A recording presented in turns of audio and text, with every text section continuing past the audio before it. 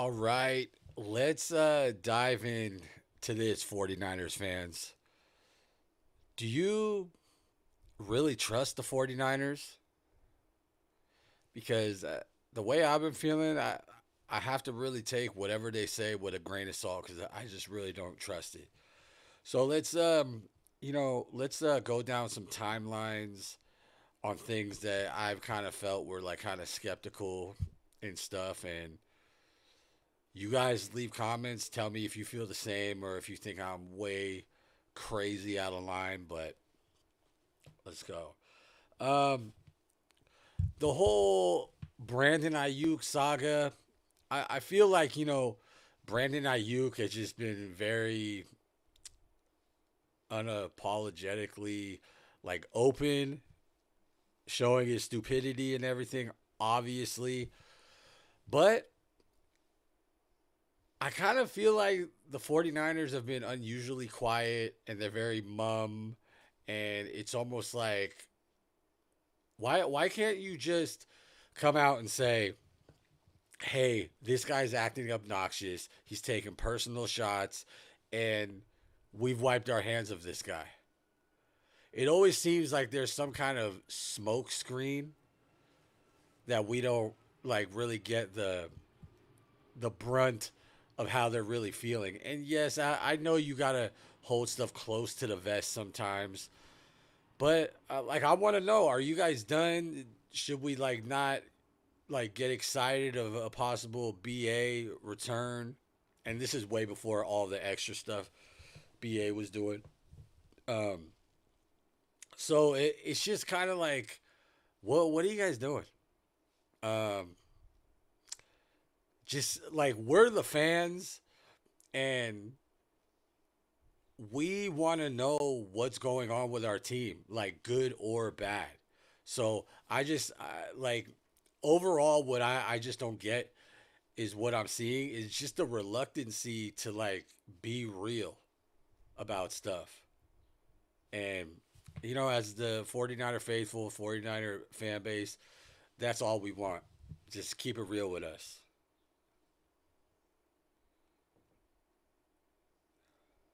Like another example is, you know,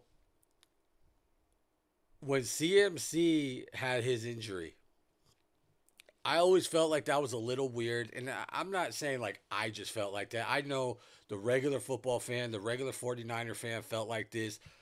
When CMC, we've been hearing stuff about him going into the 2024 season and, um, maybe he has a slight ailment or he might have calf tightness or something. And all of a sudden it lingers all the way to week one. And all of a sudden, right before game time, and I drafted CMC in fantasy, so I'm bitter. But all of a sudden he's not playing and he pretty much didn't play the majority of the year. And we were kind of screwed. And it's like, what do you do? I mean, thankfully we had Jordan Mason, who was a dog, and I'm kind of still upset that we let him go, but I understand it. But like, I'm pretty sure that the 49ers had the whole diagnosis up front. And I know if they're like not giving it away as far as from Kyle Shanahan's like game plan perception, like, well, we're not going to tell him that CMC is injured or the severity because then they don't have to game plan for CMC, and that could actually be an advantage for us. Like, I get that, but otherwise than that, if that's not something that you're thinking about, then just tell the fans the truth. Tell the media the truth, because it just kind of looks like shady, like what you guys are doing, and even like back to that BA stuff. It's like it looks weird too when you're not telling the truth that you give certain players um preferential treatment. Like you're mad at BA, but you let Bosa do exactly what BA is doing by getting his rehab somewhere else off site of the 49ers facility. So there's just a whole bunch of stuff. And going back to the CMC stuff, like I've never been more shocked of an injury than I was like waiting for Monday Night Football. I was like, oh man, uh, you know, uh, we're about to play, Aaron Rodgers, week one, Monday Night Football, and then all of a sudden, oh, CMC is out, and it's more serious than we thought. It's like, get out of here, man. Some stuff like that, I just don't believe. It just sounds like you're trying to get us to move along, so we forget about it. But you guys are really knowing the diagnosis and the truth the whole time. So I mean that's just how I feel about that, especially about the CMC injury. Um, and then not to like get too deep into it because I've done a couple videos about the Kyle crash, but that's another thing that got me questioning the trustworthiness of the 49ers because why like to me everything is not out, okay? And you got to wonder what they're hiding. And they're hiding something. I think the whole let's paint Kyle as a good responsible guy uh, I think it's kind of a smokescreen. And if it's not, it's not. But the way that you're leading this on is weird. First, the delay of the crash. Okay. Or the delay of the crash is like breaking news, like from it coming out was like that's the biggest curiosity thing for me. Like, why did you take that long? Why is every other player vulnerable to getting news, negative news, just blown out, immediately breaking, but you somehow don't have that. I just thought that was weird. That's just my main thing. And yeah, like these these Captain Savas for Kyle Shanahan be like just like shooting shots at me and shit. It's just like, man, you guys are weird. But um I'm just curious about that.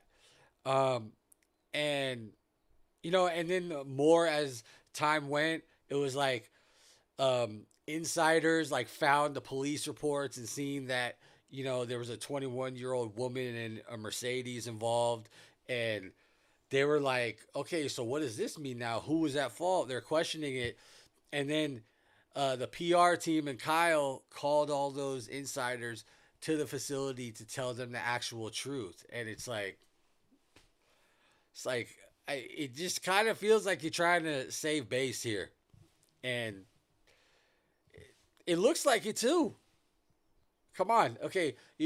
First, there's a delay. Now people are finding out what happened, and now you're kind of, um, I guess you want to call it covering up. Um, that's what it looks like to me. And then you finally talk to the media, and after we think you're taking responsibility, and maybe you're getting a little bit of the trust back, all of a sudden you want to say, "Oh, it was the Tesla auto drive," which has got to be the stupidest thing you could ever say, because now if like Elon Musk sniffs this out, dude, he's gonna file a lawsuit against the 49ers for defamation. So, and I mean, I would do it because you're riding in a Tesla. It's your choice to put on the auto drive. So, and the way he described, like, I'm going to get off this, but I don't trust what they're spewing at us. But another thing is, like, you put it on auto drive and you completely turn around and grab your phone that I guess somehow you threw it in the back seat. That's weird. Maybe he threw it at a mistress, or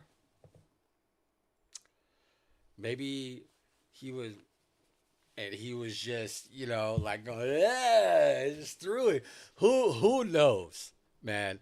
But the fact that this wasn't disclosed really early is the thing that could make me think all those other things. So it's just another case of, do we really trust the 49ers and what they say? I've been losing faith. I love my 49ers, but as far as what they say, it's kind of losing faith.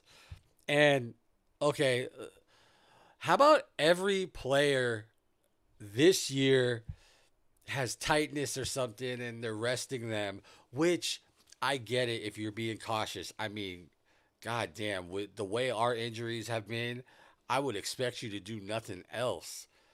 But when your players start lingering, a couple more practices they're off, and like, let's just go to Nick Bosa. Like, this guy started training camp looking ripped as shit, like going through all the drills, and that was for me in my head. I was like, man, they forget that we got Bosa, and he could really be a pillar for us this year. Even though I don't think he could break through the way he used to be able to. Um, but you had Deshaun Stribling go out with hamstring tightness. He already came back. You had Mike Evans go out with a quad strain. He's already back. But then Bosa's still not back. And then they finally go, hey, we're not worried about it, but he has, it's either ACL or Achilles tendonitis. To me, and I gotta talk to Dr. Haro about this, but to me, if you got ACL tendonitis, that means that you're injured, Achilles or ACL is fatigued on the work that you're already putting on it, and is kind of looking detrimental to the season already. And you don't want to put that narrative out there. And I think it's all part of like the game plan strategy with Kyle, most likely. But I, why not just say that? Like, Bosa has been injured like 3 times, severe injuries with the Niners, and we know that he's at risk. So, as much as you don't want to give that news, give it so you look trustworthy and you're trusted, because everything that's coming out of their mouths, and this goes for John Lynch, Kyle Shanahan, just kind of seems like BS or a recycled piece of the truth. I hate it. Um, yeah, and just everybody this year, it's kind of seemed has had precaution written around them. Well, everybody got tightness, and I think even most recently, I think CMC finally got around to him, and he got tightness, and uh, that's still in the preliminary. So maybe it's just it's just precaution, which I'm hoping, but trusting them is not like something that I feel like I'm totally 100% okay with doing right now. It's just weird. And these things I've mentioned, which I'm not done, are just, they're starting to pile up. And I don't get what we're doing here. And as far as, the things that I took down in notes, this is going to be like the last piece of it. But let's not forget about Ricky Pearsall, his PCL injury. And he just came out of surgery, so good PCL injury. Hopefully, he's back on the field between 9 to 12 months. Um, Hopefully, to start the 2027 season. Um, and I was so confused. I was hating on Ricky. I was like, man, you're out there vacationing, like trying to work out. You got the sleeve on your knee. I know you ain't good. Why didn't you just take why didn't you just take the surgery right when the season ended, or as of the last game that you played? Like, why not? And what it turns out to be, it was the 49er staff, the training staff, the coaches. They wanted him to hold off. And he made it through maybe 2 days of training camp, and swelling started. And now he's out for the year. And I put that on the 49ers brass. They got to have their eyes way more wide open on stuff like this, and they try to put their mumbo jumbo spiel on it and stuff, but it's like, guys, it just looks like you're lying. Like, you think Ricky Pearsall wouldn't have just had the surgery because he's itching to get back on the field? I guarantee that's the way he is. And you've seen him putting in work. Like, he just wants to be on the field. And you guys screwed him up. You guys screwed him up. You guys, wanted to save face or something and didn't let him get the surgery. Um, it's just kind of hard to think about. I mean, I don't know who I really trust, with them. But okay, let's see. Um, I want to get on some topics really quick.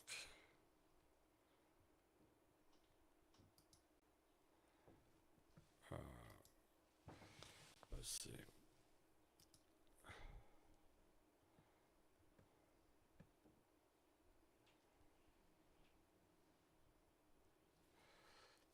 Okay, let me talk about this real quick. Um, well, tonight is the first preseason game for um, the 49ers against the Tennessee Titans. Um, and, it's kind of feisty during the split practice or joint practice. So, hoping to see the aggression. I know they're probably not going to play Brock, CMC, but I'm pretty sure that Stribling is going to get some time today, and I want to see how he looks on the field. Um, during a game, that's really the guy that I'm looking for. I think that's everybody's guy that they're looking for right now. But as far as other keys, I want to see what we got in our third string quarterback. I believe his name is Rourke. And I know the Niners think highly of him. Um, and because a lot of people thought that he might have been released, but they kept him around trying to maybe get like a little Brock Jr. Um, so I definitely want to see how he does if he gets time because um,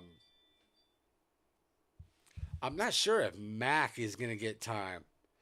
But I feel that it will probably be like maybe like Mac Jones gets a series, and then the rest of the first and second quarter will probably be Adrian Martinez, and then Rourke maybe fourth quarter or something. Um, but as far as that's who I want to see. But I want to really see Romello Height. I want to see what he's got after his injury or just his cramps. I think in day one, I think he's been doing decent, and um, I want to see what he looks like in game time positions, like how he is out there. Yeah, I want to see what he does because I feel like is a guy with now Bosa in question that we kind of look for, like, depending on how he turns out, that could make or break our defense. You know, um, I want to see how that goes. I hope we don't play Osa because I think he's going to be the pillar in the middle, and I don't want to jeopardize him. So um, that's who I want to see. I want to see the Niners' third string quarterback, how he looks. Um, I want to see Dejon Stribling. I want to see how he gets out there. Already kind of projected to be our, you know, basically number one or number two receiver. And then I want to see how Romello Height does. I think he could be big for the Niners defense this season. And he could also he has the chances of being a big bust as well. But I'm going towards the positive side. I think he could be really good for the 49ers. And as far as the Titans, I got nothing to say.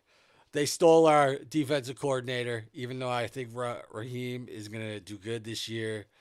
We probably needed a different scheme, but yeah, I'm just talking crap. What else?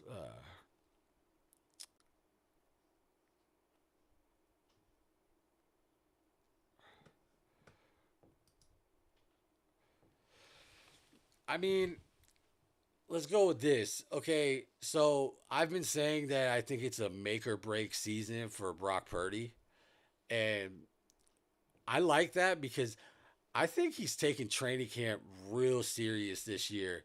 He's been way more precise, excellent precision, just hitting guys on a dime. And I think he hears the noise now. And I think he takes into reality that he's not stupid. Like, you know, would you rather pay someone 50 mil or just use your backup and pay like 3 or 4 mil, whatever Mac is making? So I think he really sees that. I think the fact that they didn't ship out Mac anywhere, I think that puts pressure on Brock.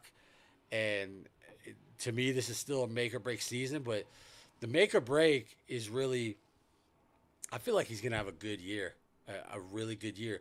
I've seen some people jumping way ahead and saying Brock could be MVP.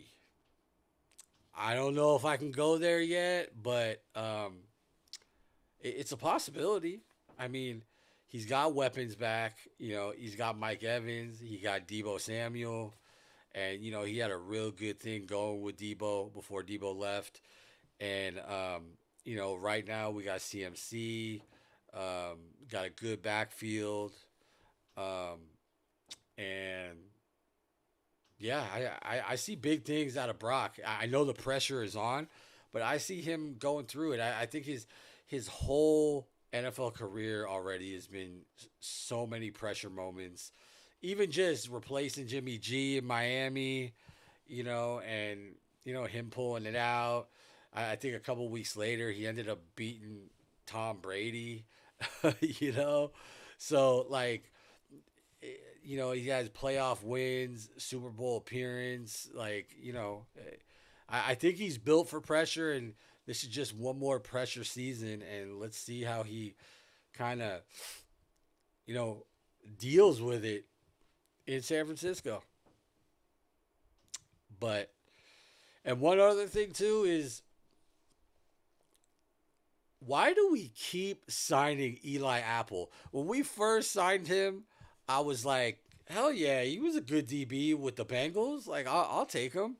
I mean, he was to me, he was one of the guys I noticed when you know Joe Burrow, like they were like, I think the Super Bowl year where they played the Rams at SoFi, and like I remember Eli Apple, so I just seen that we've re-signed him again. I swear that this is like the fourth time we've waived him and then re-signed him, waived him and then re-signed him. So I want to see if we can get any use out of him or if he's just gonna be a practice squad guy. But hopefully that's another guy in the preseason game. Maybe we could see a little bit of. Um, that's who I want to see, and that's who I have curiosity about. Is so we gonna keep him or what are we doing? So see if we got anything else before we you know cut out of here. One thing that I do like that we're doing right now is if there's anything with CMC or Black being out, we signed we signed Khalil Herbert, which was a starting running back for the Bears a couple years ago, and then we also we signed Zamir White, who I believe was like a longtime Raider and nicknamed Zeus, and um, he could be a sleeper as well. So you never know. Let's see how that goes. But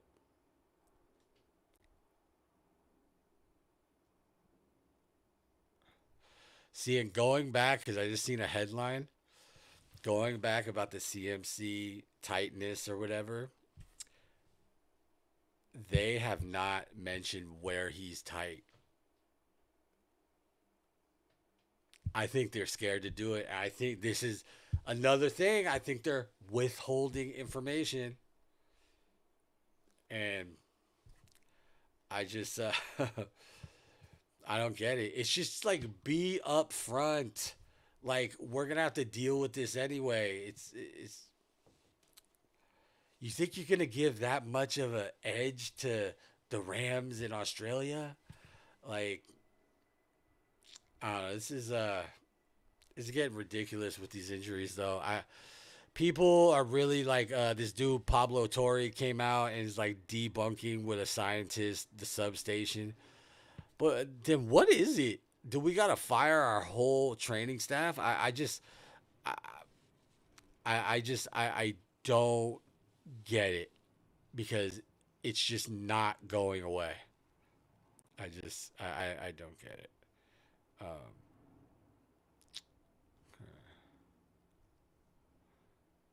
yeah, and as I look right now, the Pablo Torre like substation talk is like trending everywhere. It's ridiculous. I was just listening to it on sports radio today. Um,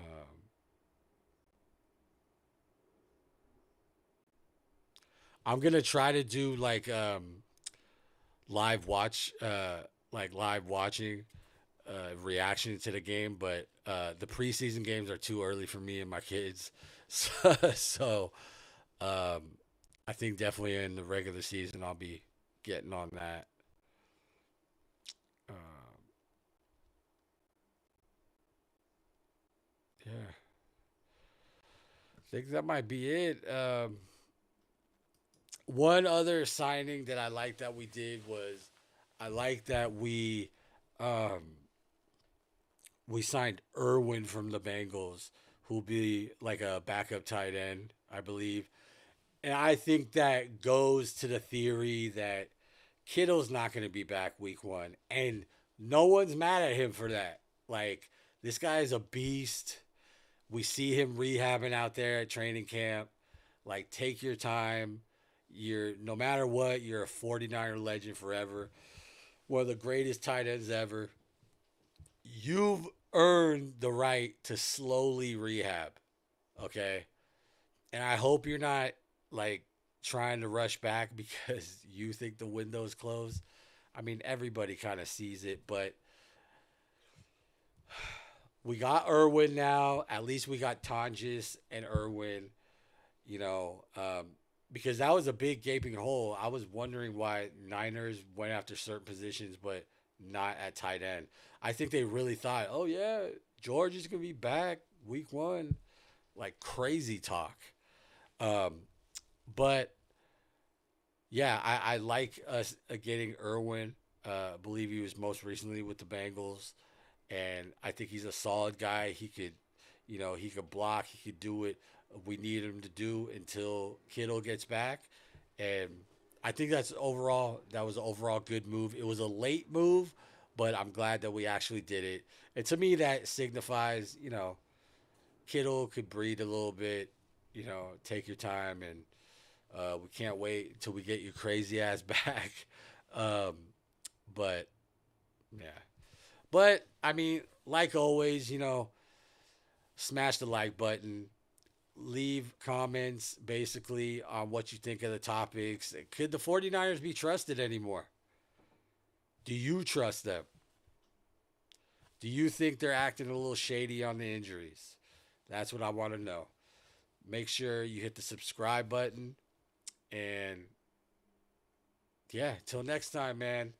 Bang, bang, Niner gang. And the authentic take, I'm out of here.